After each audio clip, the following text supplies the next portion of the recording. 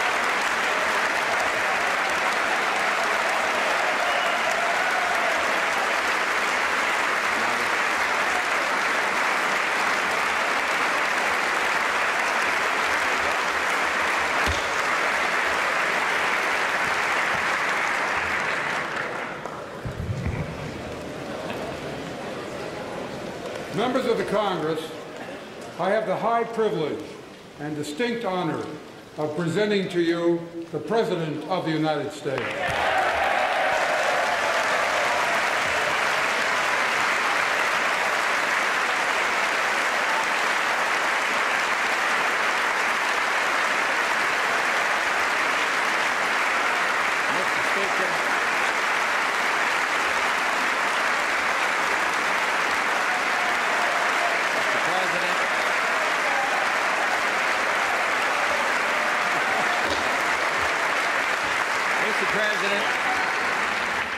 Mr. President and Mr. Speaker, and members of the United States Congress, and distinguished guests, fellow Americans, thank you very much for that warm welcome. We gather tonight, witness to events in the Persian Gulf as significant as they are tragic. In the early morning hours of August 2nd, following negotiations and promises by Iraq's dictator, Saddam Hussein, not to use force, a powerful Iraqi army invaded its trusting and much weaker neighbor, Kuwait. Within 3 days, 120,000 Iraqi troops with 850 tanks had poured into Kuwait and moved south to threaten Saudi Arabia. It was then that I decided to act to check that aggression. At this moment, our brave servicemen and women stand watch in that distant desert and on distant seas, side by side with the forces of more than 20 other nations. They are some of the finest men and women of the United States of America, and are doing one terrific job.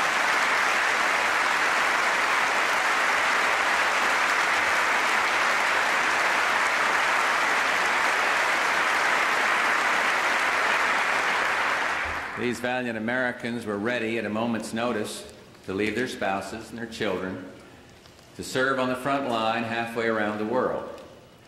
And they remind us who keeps America strong? They do. And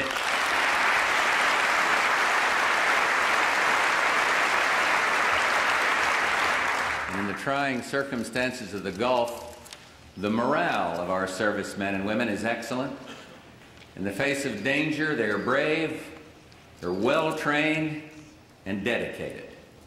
A soldier, Private First Class Wade Merritt of Knoxville, Tennessee, now stationed in Saudi Arabia, wrote his parents of his worries, his love of family, and his hope for peace.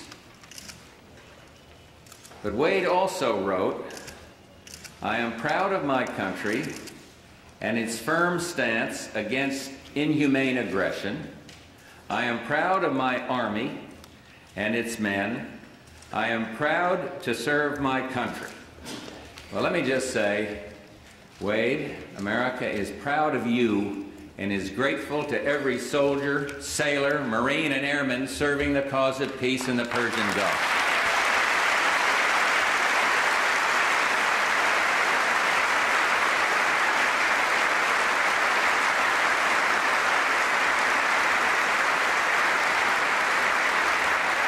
I also want to thank the chairman of the Joint Chiefs of Staff, General Powell, the chiefs here tonight, our commander in the Persian Gulf, General Schwarzkopf, and the men and women of the Department of Defense. What a magnificent job you all are doing, and thank you very, very much from the grateful people.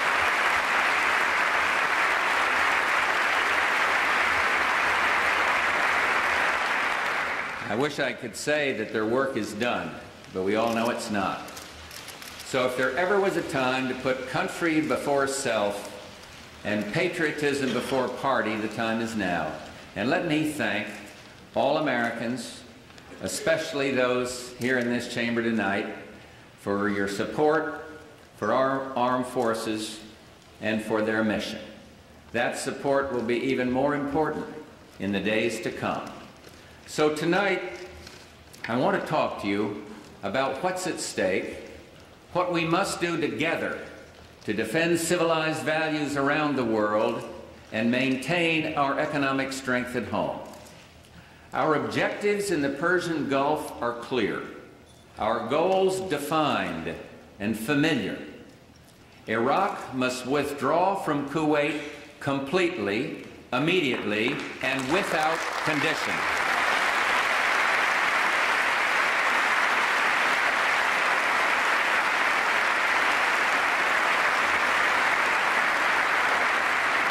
Kuwait's legitimate government must be restored. The security and stability of the Persian Gulf must be assured, and American citizens abroad must be protected.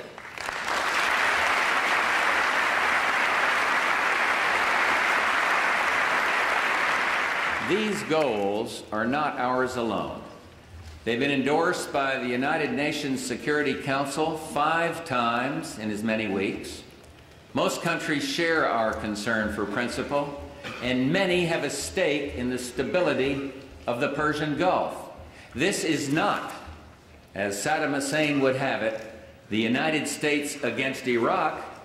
It is Iraq against the world. And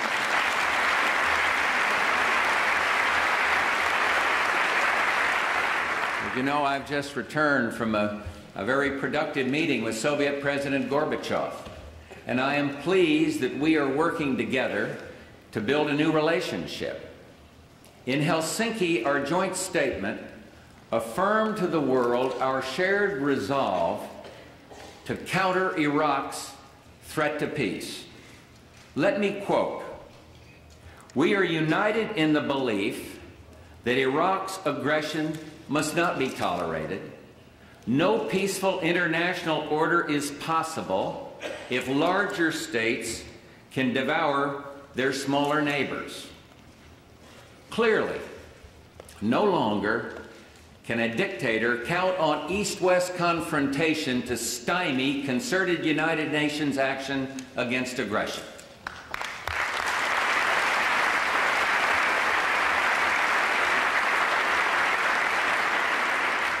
A new partnership of nations has begun, and we stand today at a unique and extraordinary moment. The crisis in the Persian Gulf, as grave as it is, also offers a rare opportunity to move toward an historic period of cooperation. Out of these troubled times, our fifth objective, a new world order, can emerge, a new era, freer from the threat of terror, stronger in the pursuit of justice, and more secure in the quest for peace. An era in which the nations of the world, East and West, North and South, can prosper and live in harmony. 100 generations have searched for this elusive path to peace, while 1,000 wars raged across the span of human endeavor. And today that new world is struggling to be born. A world quite different from the one we've known. A world where the rule of law supplants the rule of the jungle. A world in which nations recognize the shared responsibility for freedom and justice. A world where the strong respect the rights of the weak. This is the vision that I shared with President Gorbachev in Helsinki. He and other leaders from Europe, the Gulf, and around the world understand that how we manage this crisis today could shape the future for generations to come. The test we face is great, and so are the stakes. This is the first assault on the new world that we see, the first test of our mettle. Had we not responded to this first provocation with clarity of purpose, if we do not continue to demonstrate our determination, it would be a signal to actual and potential despots around the world. America and the world must defend common vital interest, and we will.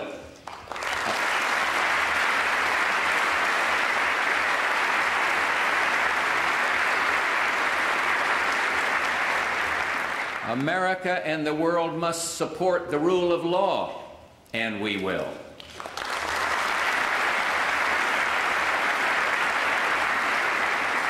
America and the world must stand up to aggression, and we will.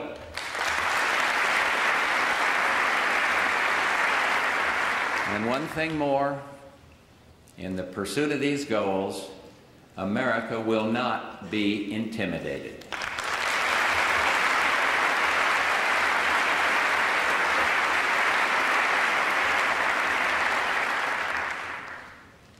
Vital issues of principle are at stake. Saddam Hussein is literally trying to wipe a country off the face of the earth. We do not exaggerate, nor do we exaggerate when we say Saddam Hussein will fail. Vital economic interests are at risk as well. Iraq itself controls some 10% of the world's proven oil reserves. Iraq plus Kuwait controls twice that. And Iraq, permitted to swallow Kuwait, would have the economic and military power, as well as the arrogance, to intimidate and coerce its neighbors, neighbors who control the lion's share of the world's remaining oil reserves. We cannot permit a resource so vital to be dominated by one so ruthless. And we won't.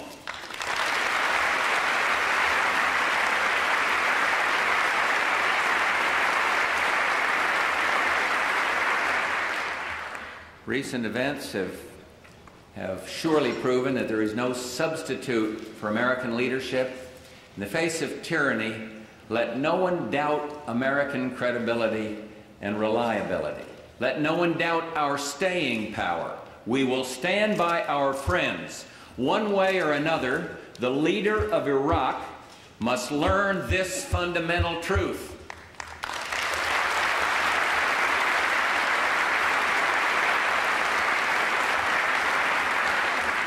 From the outset, acting hand in hand with others, we've sought to fashion the broadest possible international response to Iraq's aggression. The level of world cooperation and condemnation of Iraq is unprecedented.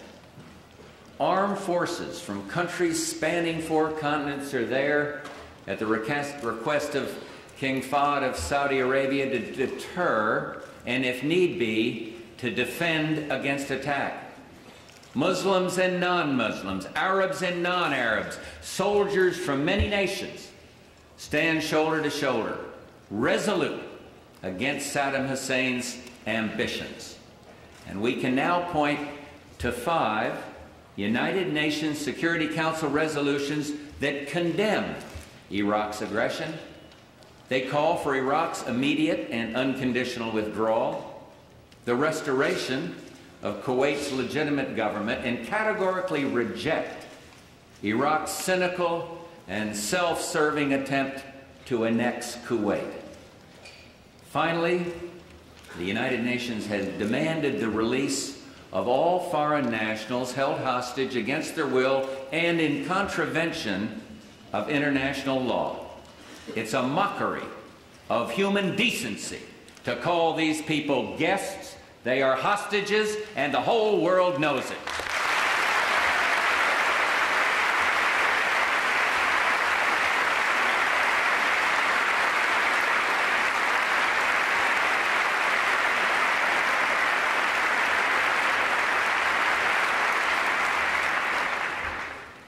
Prime Minister Margaret Thatcher, our dependable ally, said it all. We do not bargain over hostages. We will not stoop to the level of using human beings as bargaining chips, ever. Of course our hearts go out to the hostages and to their families, but our policy cannot change, and it will not change. America and the world will not be blackmailed by this ruthless policy.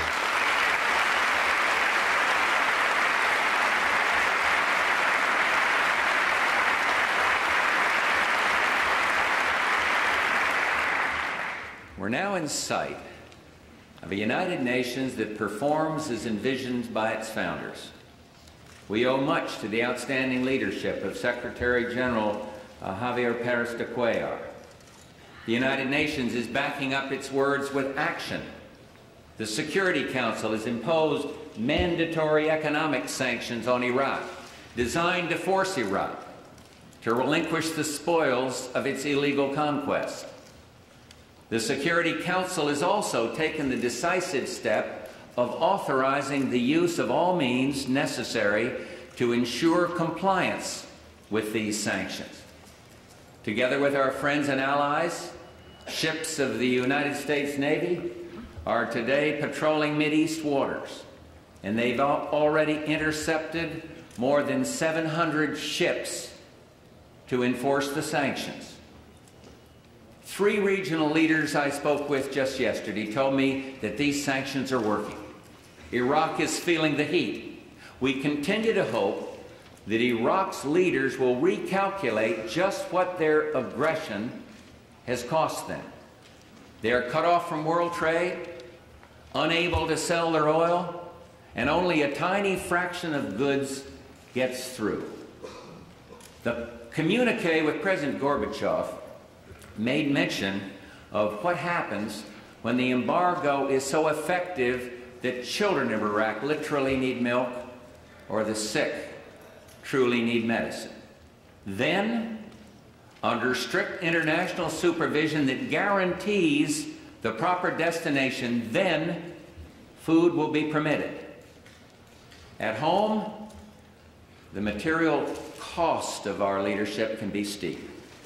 And that's why Secretary of State Baker and Treasury Secretary Brady have met with many world leaders to underscore that the burden of this collective effort must be shared. And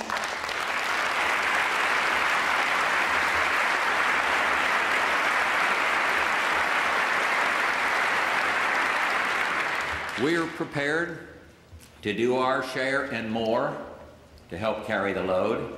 We insist that others do their share as well.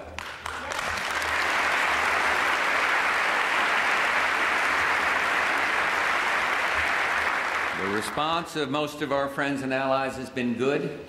To help defray costs, the leaders of Saudi Arabia, Kuwait, and the UAE, the United Arab Emirates, have pledged to provide our deployed troops with all the food and fuel they need, and generous assistance will also be provided to stalwart frontline nations such as Turkey and Egypt.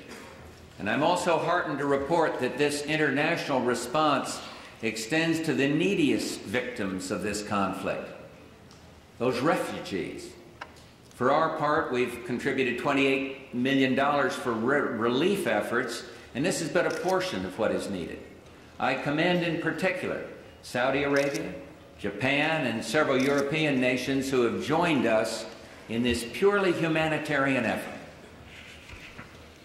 There's an energy-related cost to be borne as well. Oil-producing nations are already replacing lost Iraqi and Kuwaiti output. More than half of what was lost has been made up, and we're getting superb cooperation. If producers, including the United States, continue steps to expand oil and gas production, we can stabilize prices and guarantee against hardship. Additionally, we and several of our allies always have the option to extract oil from our strategic petroleum reserves if conditions warrant. As I've pointed out before, conservation efforts are essential to keep our energy needs as low as possible.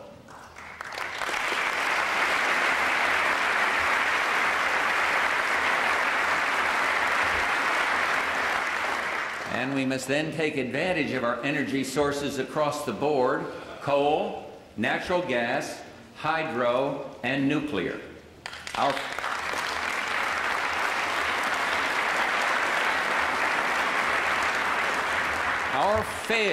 Our failure to do these things has made us more dependent on foreign oil than ever before. And finally, let no one even contemplate profiteering from this crisis. We will not have it.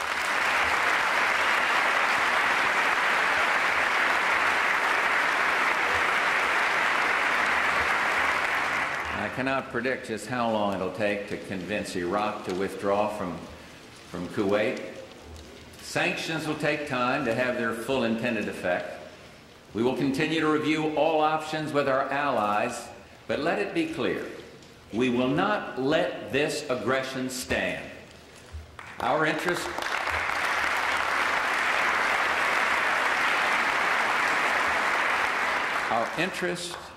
our involvement in the Gulf is not transitory.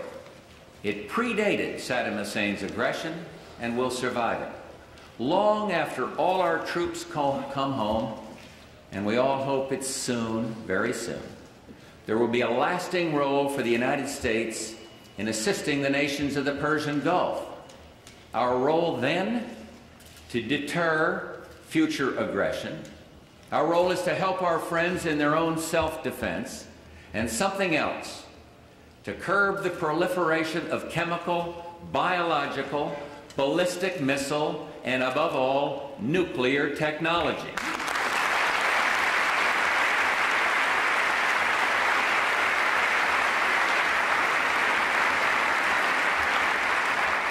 And let me also make clear that the United States has no quarrel with the Iraqi people. Our quarrel is with Iraq's dictator and with his aggression. Iraq will not be permitted to annex Kuwait. And that's not a threat, it's not a boast, that's just the way it's going to be.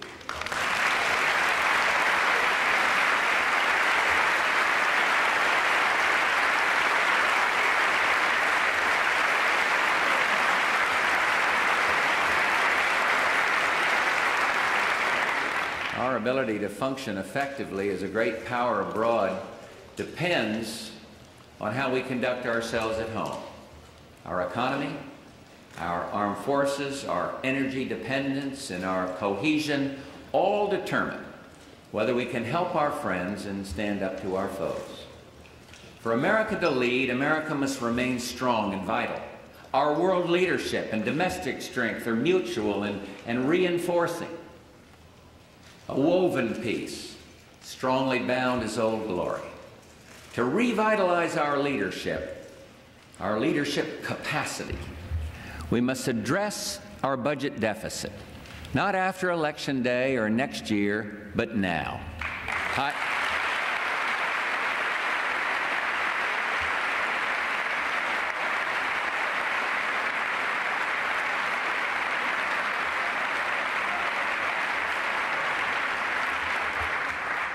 Higher oil prices slow our growth, and higher defense costs would only make our fiscal deficit problem worse.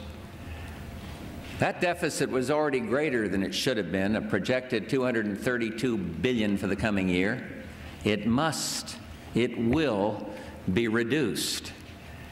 To my friends in Congress, together we must act this very month, before the next fiscal year begins on October 1st, to get America's economic house in order.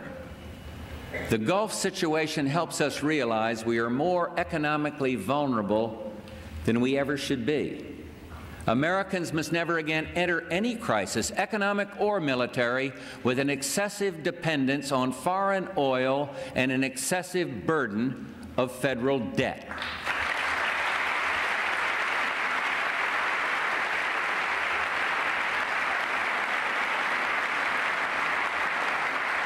Most Americans are sick and tired of endless battles in the Congress and between the branches over budget matters.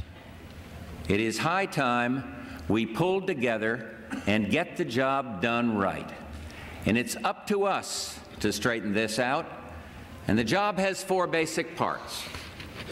First, the Congress should this month, within a budget agreement, enact growth-oriented tax measures to help avoid recession in the short term and to increase savings, investment, productivity, and competitiveness for the longer term.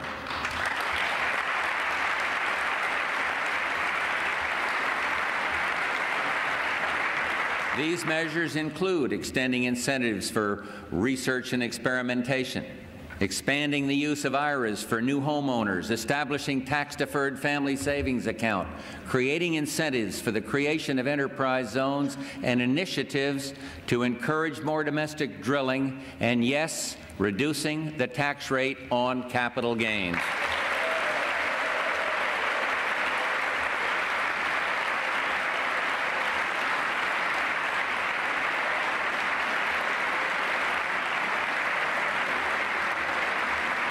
Second, the Congress should this month enact a prudent multi-year defense program, one that reflects not only the improvement in East-West relations, but our broader responsibilities to deal with the continuing risks of outlaw action and regional conflict, even with our obligations in the Gulf. A sound defense budget can have some reduction in real terms, and we're prepared to accept that. But to go beyond such levels, where cutting defense would threaten our vital margin of safety, is something I will never accept.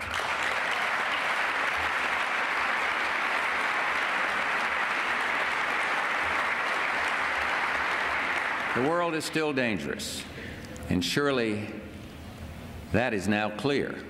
Stability is not secure. American interests are far-reaching. Interdependence has increased. The consequences of regional instability can be global. This is no time to risk America's capacity to protect her vital interests. And third, the Congress should this month enact measures to increase domestic energy production and energy conservation in order to reduce dependence on foreign oil.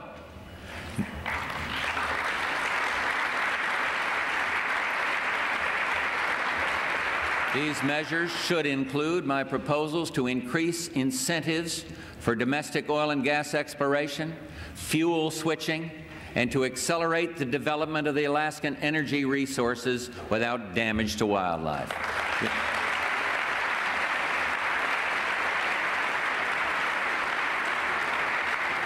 As you know, when the oil embargo was imposed in the early 1970s, the United States imported almost 6 million barrels of oil a day. This year, before the Iraqi invasion, U.S. imports had risen to nearly 8 million barrels per day, and we'd moved in the wrong direction. And now we must act to correct that trend. And fourth, the Congress should this month enact a 5-year program to reduce the projected debt and deficits by $500 billion. That's by $500 billion.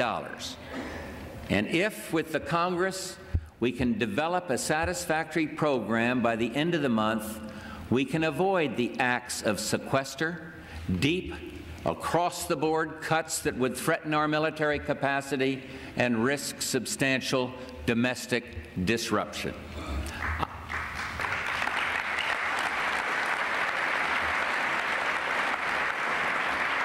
I want to be able to tell the American people that we have truly solved the deficit problem. And for me to do that, a budget agreement must meet these tests. It must include the measures I've recommended to increase economic growth and reduce dependence on foreign oil. It must be fair. All should contribute, but the burden should not be excessive for any one group or of programs or people. It must address the growth of government's hidden liabilities. It must reform the budget process, and further, it must be real.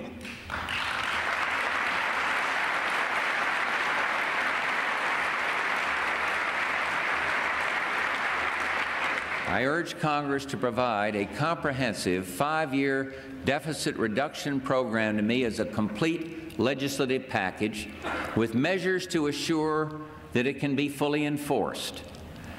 America is tired of phony deficit reduction or promise now, save later plans.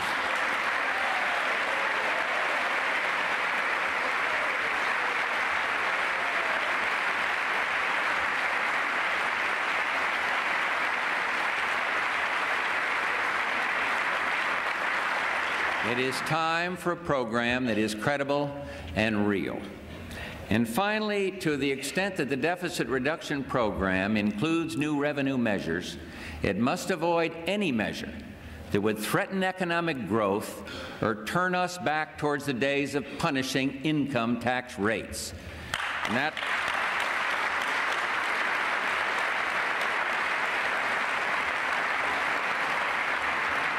is one path we should not head down again. I have been pleased with recent progress, although it's not always seemed so smooth. But now it's time to produce. And I hope we can work out a responsible plan, but with or without agreement from the Budget Summit, I ask both houses of the Congress to allow a straight up or down vote on a complete $500 billion deficit reduction package not later than September 28th.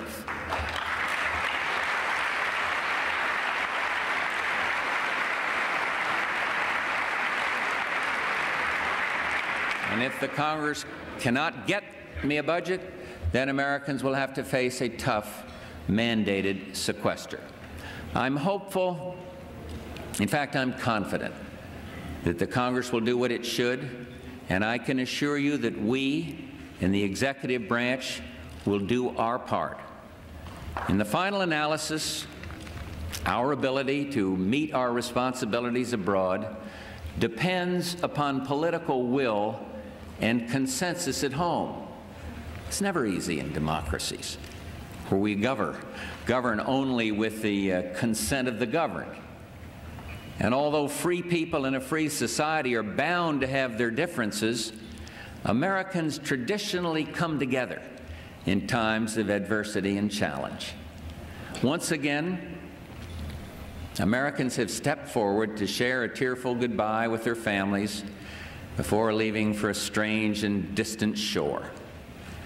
At this very moment, they serve together with Arabs, Europeans, Asians, and Africans in defense of principle and the dream of a new world order. And that's why they sweat and toil in the sand and the heat and the sun.